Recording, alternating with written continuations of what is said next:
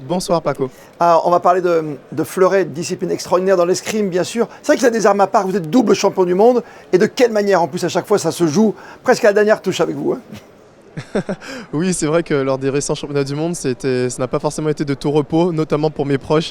Je me suis imposé à 3 reprises sur le score de 15-14, notamment en demi-finale et en finale. Donc oui, il fallait pas être cardiaque pour me suivre ce jour-là. Ah, c'est génial, hein, parce que vous donnez toujours beaucoup de suspense. Vous êtes quelqu'un qui est généreux, finalement, tout simplement. Oui, après, je ne vais pas vous cacher que je préfère quand même emporter mes matchs avec un peu plus d'avance, mais voilà, on ne contrôle pas souvent et cette fois-ci, l'issue m'a été favorable, donc voilà, je ne crache absolument pas dessus. Et vous êtes donc invité au Sportel pour remettre en plus des prix. C'était hier soir pour les Sportel Awards. C'est toujours important de se mélanger entre le milieu de la télévision notamment, puisque c'est le Sportel et du sport. Oui, c'est vrai que l'un ne va pas sans l'autre, ces deux domaines sont intimement liés. On a besoin des journalistes qui parlent de nous quand on est sur les pistes d'escrime notamment, et eux ont besoin de nous parce qu'on leur donne de la matière pour leur métier, mais c'est vrai que c'est un honneur en tout cas d'être présent ici dans la Principauté pour remettre un prix. Quelle est la plus belle image pour vous? C'est le moment où vous portez la coiffe traditionnelle au Caire en Égypte quand vous êtes champion du monde? Ou c'est une image au ralenti peut-être d'une de vos plus belles touches? Je pense que la plus belle image, c'est vraiment cette dernière touche qui va me consacrer champion du monde. C'est vrai que pour l'avoir vue et revue à maintes reprises après, c'est une touche que j'ai pas du tout l'habitude de faire et c'est vrai que c'est cette image que je retiendrai en tout cas de mon championnat du monde à moi. Double champion du monde, médaille d'argent en 2016, on n'oublie pas aussi. C'est important que je rappelle cette médaille aux Jeux Olympiques parce que vous êtes un tout jeune trentenaire, on ne va pas se le cacher, et 2024 c'est en France, c'est à Paris.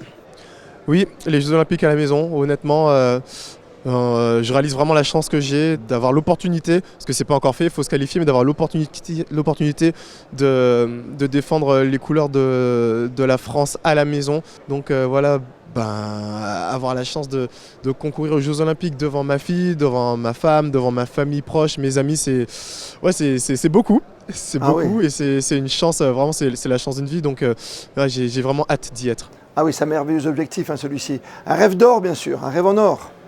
Exactement, là ce qui manque à ma carrière c'est l'or individuel aux Jeux Olympiques, donc il me reste un peu moins de 2 ans pour y parvenir et c'est pour ça que je me lève au quotidien, que je me donne à 200%. Mais oui, on se bat tous les jours évidemment pour arriver au sommet, notamment dans votre discipline qui est très exigeante et qui ramène toujours pas mal de médailles sur l'ensemble, hein, de notre génération à la France. C'est vrai, l'escrime est le sport le plus pourvoyeur de médailles, notamment aux Jeux Olympiques. Donc on attend énormément de nous. C'est cool parce que ça amène de l'attention à l'escrime, mais ça amène aussi pas mal de pression parce qu'on attend sur nous pour gonfler le bilan des médailles de la France aux Jeux Olympiques. Mais voilà, c'est une pression dont on s'affranchit. Nous on prend juste le positif et l'engouement qu'il peut y avoir pour faire en sorte de nous transcender le jour J. On termine par ce salon qui est intéressant parce qu'on parle de droit, on parle de retransmission. C'est jamais simple de voir du sport à la télé aujourd'hui, vous le savez, par exemple si on est amateur de foot, c'est très compliqué, il faut avoir 14 abonnements. Pour vous l'escrime, ça va pour vous? Il n'y a pas trop de soucis de visibilité? Il n'y a pas de souci vu qu'il n'y en a pas de la visibilité. Voilà ma question. Aujourd'hui, ouais, les compétitions d'escrime, ça se suit sur YouTube et sur les championnats du monde. Je crois qu'il me semble que ça passe sur Eurosport et aux Jeux Olympiques, donc sur France Télévisions. En tout cas, sur les chaînes qui ont les droits, mais oui voilà, c'est pas comme d'autres disciplines sportives où il y a une guerre pour les droits. Nous ça reste très simple, mais honnêtement c'est pas quelque chose dont je me soucie. Moi je me soucie juste de mettre la dernière touche sur mon adversaire sur la piste. Ça de vos combats quand même, parce que reconnaître votre sport, vous reconnaître vous, maintenant vous reconnaissez dans la rue parce que vous avez une attitude, voilà, qui était, encore une fois je parlais de générosité tout à l'heure, mais vous êtes tout dans l'affect, vous êtes à fond, vous vous donnez complètement à chaque match, quoi. C'est important de vous voir. Oui, après je fais pas du sport pour être connu, honnêtement je fais du sport parce que c'est ma passion, parce que j'aime ça plus que tout. Après, de par mon statut, de par mes résultats, c'est vrai que je commence à avoir une certaine notoriété, mais voilà, si je rigole souvent à ce sujet, si j'avais voulu être connu, j'aurais fait du football, du tennis. Non, je fais de l'escrime parce que j'adore ça. Et avoir plus de visibilité, oui, si ça peut aider à ce que les escrimeurs puissent vivre de leur sport, pourquoi pas. Mais voilà, de la visibilité, pour avoir de la visibilité, pour être connu, c'est vraiment pas les raisons qui me poussent à faire du sport. Et sans indiscrétion, aujourd'hui, vous arrivez à vivre de votre sport tout de même? Oui, c'est ça, je m'estime très heureux.